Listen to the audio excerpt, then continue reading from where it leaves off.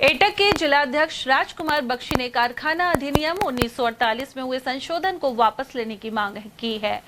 बख्शी ने बताया कि संशोधन में कार्य अवधि में बढ़ोतरी करने से सिर्फ पूंजीपतियों को लाभ होगा, साथ ही श्रमिक अपने सामाजिक कार्यों से अलग थलग हो जाएगा और उसके स्वास्थ्य पर भी विपरीत प्रभाव पड़ेगा। सरकार द्वारा महिलाओं को रात्रि पारी में ड्यूटी देने की भी स्वीकृति दी गई है, लेकिन मौजूदा परिस्थितियों में महिलाओं के लिए वातावरण ठीक नहीं है। ऐसे में जिला एटक ने सरकार द्वारा कारखाना अधिनियम में किए गए संशोधन का विरोध किया है।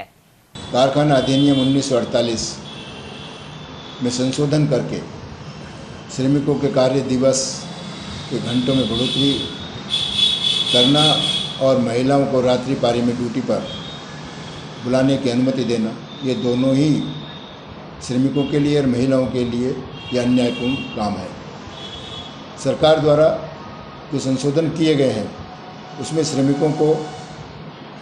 1886 में से शिकागो में जो आंदोलन किया काम के घंटे कम करने के, उस आधार पर 8 घंटे की ड्यूटी 8 घंटे परिवार के साथ और 8 घंटे समाज के साथ बिताने के लिए तय किया गया है। ये अंतर्राष्ट्रीय स्तर पर तय हुए हैं और अंतर्राष्ट्रीय स्तर पर ये आज भी श्रमिकों को 8 घंटे का काम लिया जा रहा है, परंतु इस सरकार ने उस 8 घंटे को संशोधन करते हुए उसमें बढ़ोतरी कर दी है। अब उसे कम से कम 12 घंटा कारखानों में रहना पड़ेगा और ओवर टाइम का जो अधिश्रम है वो भी उन्होंने पहले 75 घंटे का तय था कि 3 महीने में एक श्रमिक से 75 घंटे का काम लिया जा सकता है, परंतु अब उसको बढ़ा करके 144 घंटे कर दिया है। ये जो ओवर टाइम का भी टाइम बढ़ा दिया है इन्होंने और डेली की जो ड्यूटी है उसमें भी टाइम में बढ़ोतरी की है, तो उससे लगभग एक श्रमिक को 14 घंटे लगभग एक कारखाने में काम करना पड़ेगा, जो उसके साथ एक तरह से अमानवीय कार्य है। वो जो सामाजिक कार्यों से जुड़ता था उन सामाजिक कार्यों से वो कट जाएगा।